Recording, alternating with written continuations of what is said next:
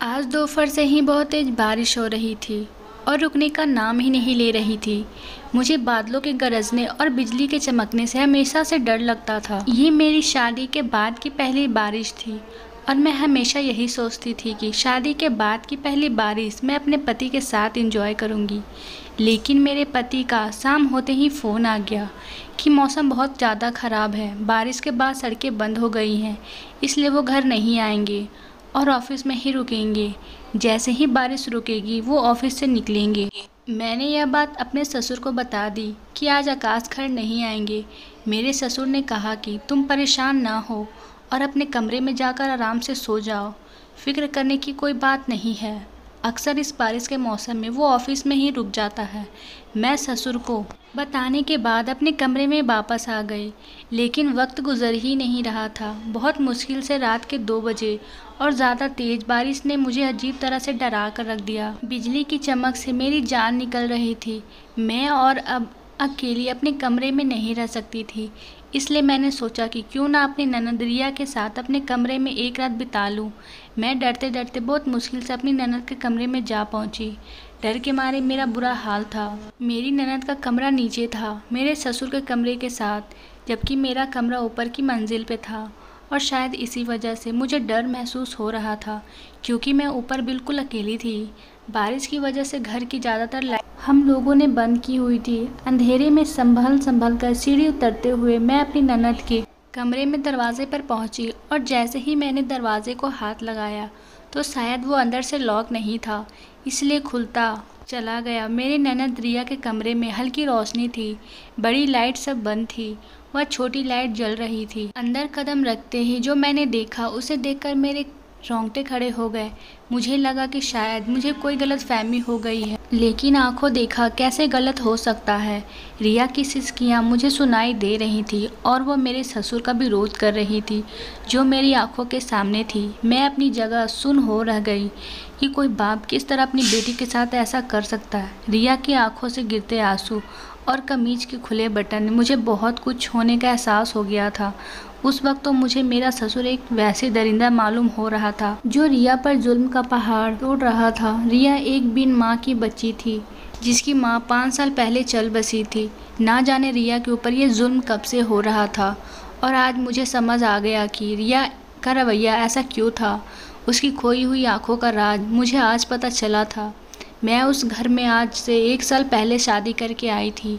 मैं और आकाश एक ही यूनिवर्सिटी में पढ़ते थे और आकाश ने मुझे वही पसंद किया था। यूनिवर्सिटी पूरा होने के बाद जैसे ही आकाश की नौकरी लगी, उसने फ़ौरन ही मेरे घर रिश्ता भेज दिया। आकाश एक सुलझा हुआ और अच्छा लड़का था और नौकरी वाला भी था। आकाश की फैमिली में सिर्फ उसके पापा और एक छोटी बहन थी। आकाश का घर भी अपना ही था। ऐसी कोई बात नहीं थी जिसकी वजह से मेरे घर वाले रिश्ते को मना करते। मेरे पापा ने आकाश के पापा से कुछ वक्त मांगने के बाद मेरे घर वाले ने रिश्ते की हामी भर दी, और यूँ कुछ ही वक्त में मेरी और आकाश की शादी हो गई। शादी से पहले ही मैंने सुन रखा था कि जब घर में एक छोटी और कुंवारी ननद हो तो निभाना बहुत मुश्किल होता है, क्योंकि वो अपने बाप और भाई की लाडली होती है।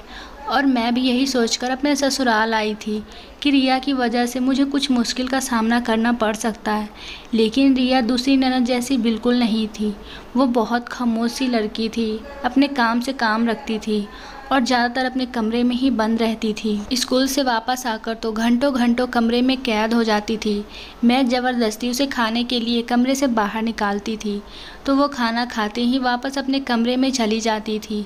मेरे ससुर अक्सर ही उनसे कहा करते थे कि हर वक्त कमरे में अकेले ना रहा करो, बाहर निकलकर हमारे साथ बैठा करो। लेकिन रिया उनकी बातों का कोई जवाब नहीं देती, और जब मैं बहुत पूछती तो वो कहकर बात ख़त्म कर देती कि उसे पढ़ाई करनी होती है। जब यही बात मैं आकाश से कहती कि रिया तो बिल्कुल ही चुप रहती है, तो आकाश मुझे कहते कि वो हमेशा से ऐसी नहीं थी, माँ के मरने ने उसे ऐसा बना दिया है। जब हमारी माँ जिंदा थी तो वो सबके साथ अच्छे से घुल मिल कर रहती थी, लेकिन अब वह बिल्कुल बदल गई है।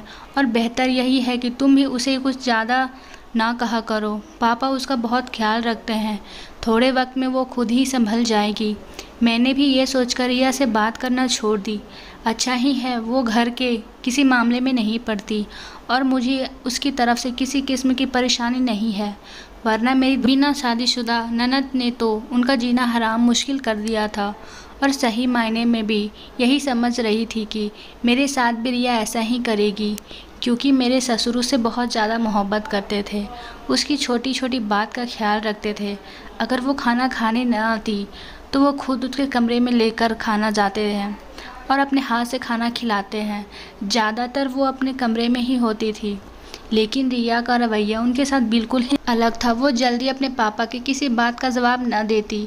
अगर मेरे ससुर उसके लिए कोई चीज़ भी लेकर आते हैं तो उसका अंदाज़ा बिल्कुल ऐसा होता जैसे कि ये बात कोई मायने नहीं रखती। मुझे अक्सर उसका अंदाज कुछ अजीब सा लगता, क्योंकि माँ के बिछड़ने के बाद तो बच्चों को अपने बाप से और भी प्यार हो जाता है, लेकिन वो तो अपने बाप को कोसे मील दूर भागती थी। मेरे ससुर जितना उसका ख्याल रखते थे इतना मेरा भी ख्याल रखते थे। मुझे अपने ससुराल में किसी चीज़ का कोई कमी नहीं थी और मैं एक अच्छी ज़िंदगी जी रही थी, तो मैं रिया के रवैये के बारे में ज़्यादा सोचती भी नहीं थी।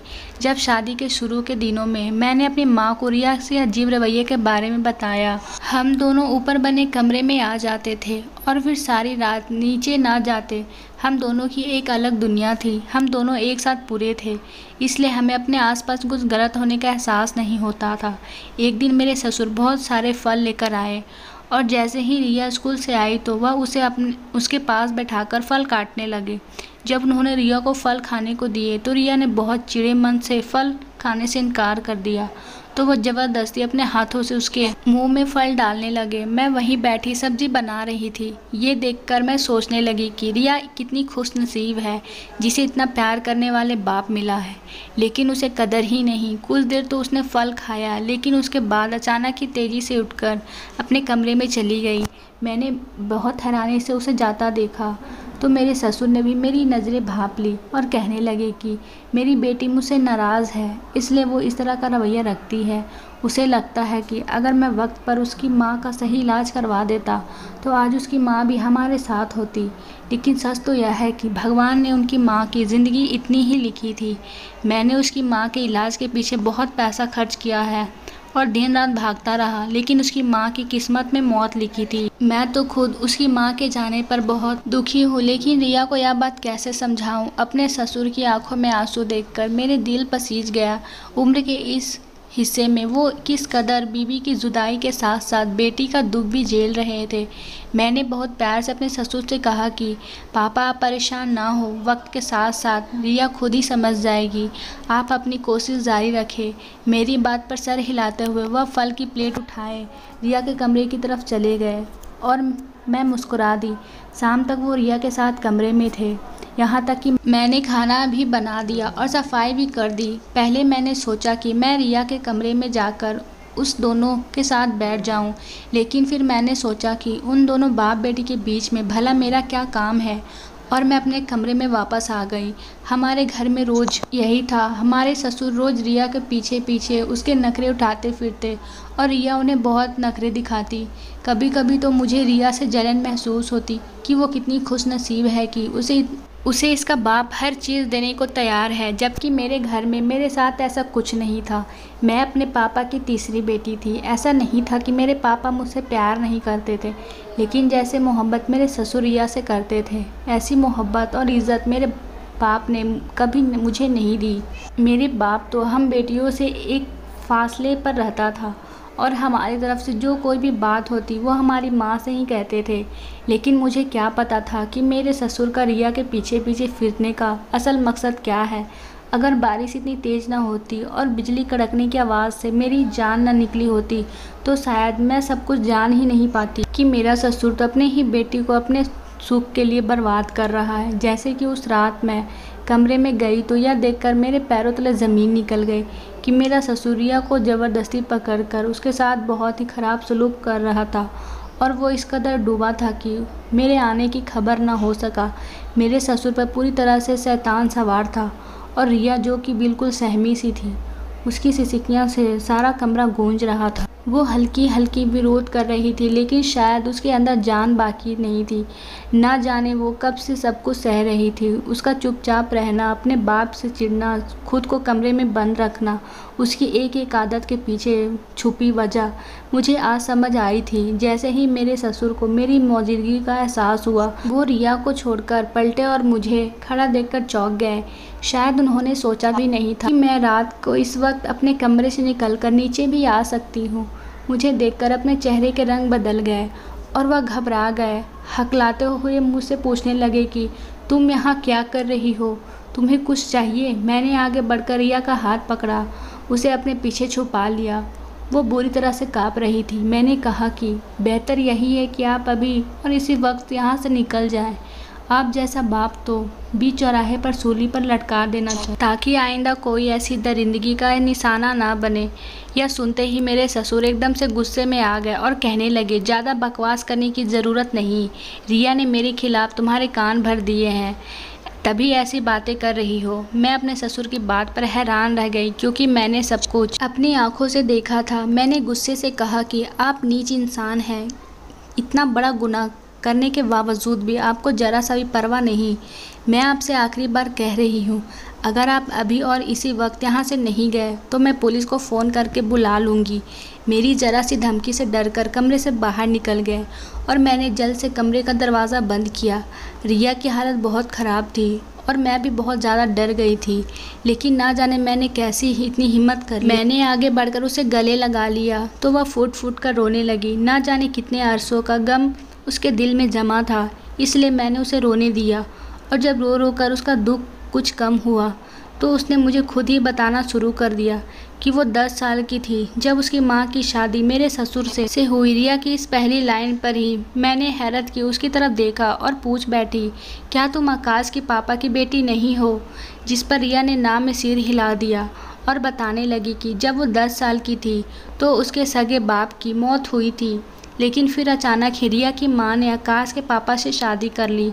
आकाश के पापा रिया की माँ के साथ साथ रिया का भी बहुत ख्याल रखते थे। रिया की माँ बहुत खुश थी कि उसे इतना अच्छा पति मिल गया है जो उसकी बेटी को भी पूछ रहा है, लेकिन वह नहीं जानती थी कि आकाश के पापा की नीयत में खोट है। रिया ने बताया कि जब उसकी माँ जिंदा थी, आकाश के पापा उस वक्त भी रिया के साथ बहुत अजीब हरकतें करते थे। रिया की उम्र 14 साल की हो चुकी थी और वो जवानी की दहलीज पर कदम रखी थी। उसे सही और गलत का अंदाज़ा होने लगा था। वो समझ रही थी कि उसका दूसरा बाप जिस अंदाज से उसे देखता है और हाथ लगाता वह गलत है।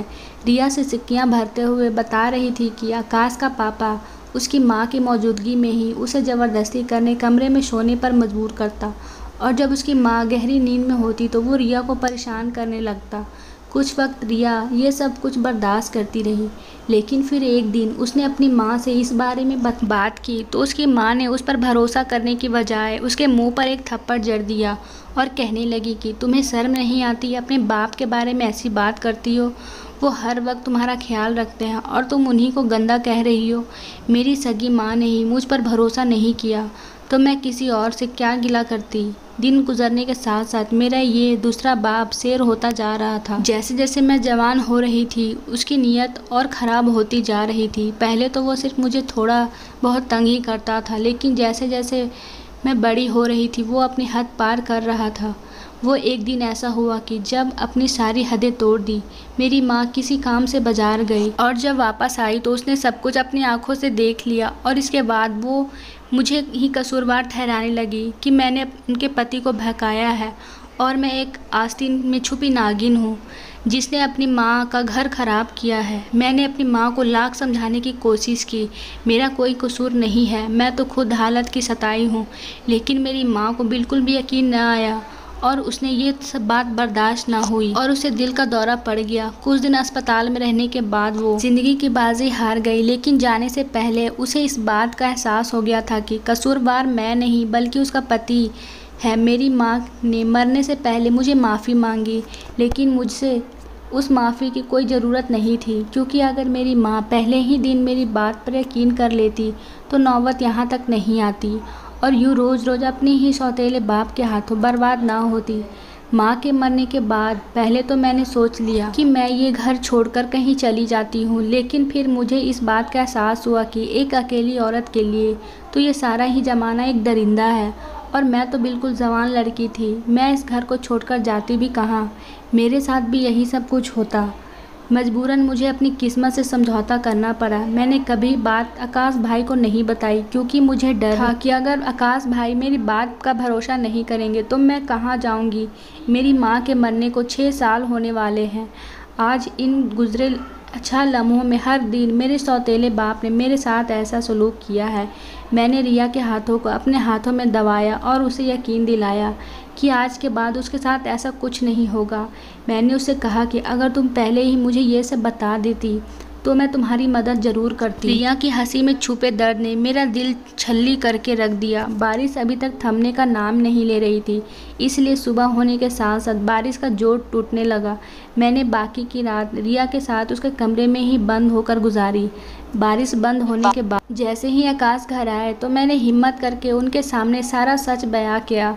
उनके लिए इस बात का विश्वास करना बहुत मुश्किल ज़रूर था, लेकिन नामुमकिन नहीं था। वो भी रिया के बदले हुए रवैये को बहुत ज़्यादा महसूस करते थे, लेकिन उन्हें इस बात का बिल्कुल भी अंदाज़ा नहीं था कि इसके पीछे उनके पापा का हाथ है। आकाश गुस्से से अपने बाप के कमरे में गए। वो बिस्तर पर लेटे थे। आकाश ने उन्हें आवाज़ दी, लेकिन उनके जिस्म में कोई हरकत ना थी। आकाश ने आगे बढ़कर उन्हें हिलाया तो उनकी गर्दन एक तरफ मुड़ गई। आकाश ने फ़ौरन ही डॉक्टर को बुलाया तो पता चला कि आकाश के पापा की मौत हो गई थी।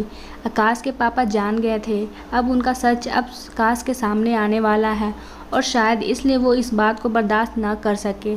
उनका बेटा उनकी हकीकत जान जाएगा, और इसलिए दिल का दौरा पड़ते ही वो मौके पर दम तोड़ गए। उनकी मौत ने रिया को हर मरने से तो बचा लिया था, लेकिन कुछ भी हो, कभी भी पति हो या पत्नी, दूसरी शादी कभी भी नहीं होनी चाहिए।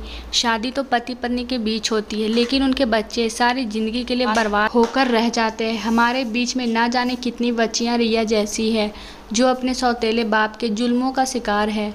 पति पत्नी को एक दूसरे को छोड़ देने से पहले अपने मासूम बच्चों पर ज़रूर नज़र डालनी चाहिए, ताकि कोई बच्ची किसी दूसरे के हाथ का खिलौना ना बन सके। और अगर कोई अपने आसपास किसी का भी बदलता हुआ रवैया देखे तो उसे नज़रअंदाज बिल्कुल ना करे, बल्कि उसको समझने और जानने की कोशिश करे। बस इतना ही। आपको यह कहानी कैसी लगी कमेंट में ज़रूर बता, और कहानी अच्छी लगे तो लाइक करना ना भूलें, और साथ ही साथ चैनल को सब्सक्राइब भी कर ले। धन्यवाद।